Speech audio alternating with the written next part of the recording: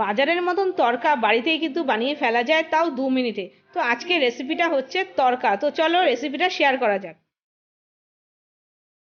তো তরকা বানানোর জন্য আমি নিয়ে নিয়েছি গোটা মুসুরির ডাল, মানে খোসা শুদ্ধ যে গোটা মুসুরির ডালটা হয় সেটা নিয়ে নিয়েছি 1 কাপ পরিমাণে। আর এটা বানানোর জন্য যেটা লাগছে সেটা হচ্ছে দুটো মাঝারি সাইজের পেঁয়াজ, আর রসুন নিয়েছি একটা গোটা, তার হাফটা আমি দেবো, আর আদা নিয়েছি, কাঁচা পাকা লঙ্কা নিয়েছি, আর নিয়েছি টমেটো সস। এই দিয়ে বানাবো আমি তরকা।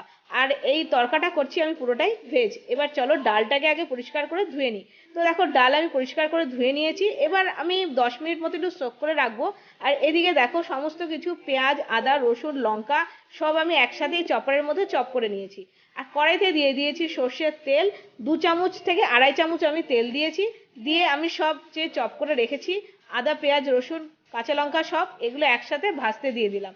আর আমি ডালটা সেদ্ধ করতে বসিয়ে দিয়েছি। ডালটার মধ্যে কিন্তু আমি নুন আর হলুদ দিয়ে একবারে সেদ্ধ করতে বসিয়েছি। তো দেখো তরকার ডালটা কিন্তু আমার সেদ্ধ করা হয়ে গেছে, নুন আর হলুদ দিয়ে আমি সেদ্ধ করেছি আর সুন্দর করে সেদ্ধ করেছি। কারণ ডালটা কিন্তু গোটা গোটা রয়েছে, অথচ গলে গেছে। তো এদিকে কিন্তু আমি কড়াইতে পেঁয়াজ আদা রসুন যে ভাজছি একসাথে ভাজা হচ্ছে। আর এটাকে কিন্তু সুন্দর করে ভেজে নিতে হবে। আর এবার আমি দিয়ে দিলাম একটা ছোট সাইজের টমেটো বাটা। টমেটো বাটা দিয়েও একটু ভালোভাবে নাড়িয়ে নেব। আর পুরো মশলাটাই কিন্তু ভালো করে হাই ফ্লেমে ভাজতে হবে। আর ভালো করে নেড়ে নেড়ে ভাজতে হবে, না হলে তলায় আবার লেগে যাবে। আর তার সাথে সাথে দিয়ে দিলাম 1/2 চামচ টমেটো সস।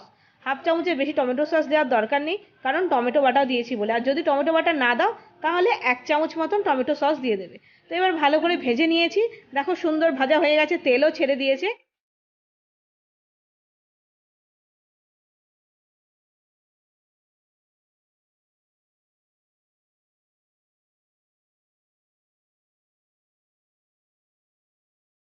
আর এবার আমি দিয়ে দিচ্ছি সেদ্ধ করে রাখা তরকার ডালটা।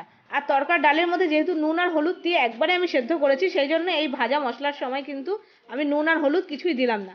আর তরকার মধ্যে কিন্তু আর কোনো মশলা পড়ে না, তাহলে টেস্টটা ভালো লাগে না। এটাই কিন্তু মেন মশলা। দেখো তরকার ডালটা ফুটে উঠেছে। এই সময় তোমরা কিন্তু একটু ঘি বা মাখন দিয়ে দিতে পারো, কিন্তু অ্যাকচুয়ালি আমার বাড়িতে ঘি বা মাখন কেউ খেতে পছন্দ করে না বলে আমি দিলাম না। তোমরা কিন্তু অবশ্যই দিয়ে দেবে। এবার ডালটা আমি খানিকক্ষণ ফুটিয়ে নিচ্ছি, বেশ ঘন ঘন হয়ে যাবে, তারপরে আমি রুটির সাথে সার্ভ করবো, কারণ তরকা কিন্তু রুটির সাথেই ভালো লাগে। তো ফাইনালি আমার বাজারের মতো 2 মিনিটে তরকার ডাল রেডি হয়ে গেছে, তার সাথে আমি সার্ভ করে দিয়েছি গরম গরম ফুলকো ফুলকো হাতে করা রুটি।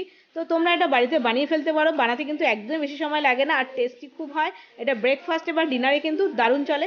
আর তোমরা যদি ডিম পছন্দ করো তখন পেঁয়াজ ভাজার সময় কিন্তু একটা ডিম ফাটিয়ে দিতে পারো। তো এই রেসিপিটা আজকে এই পর্যন্ত, দেখা হচ্ছে নতুন একটা রেসিপির সাথে। Bye bye.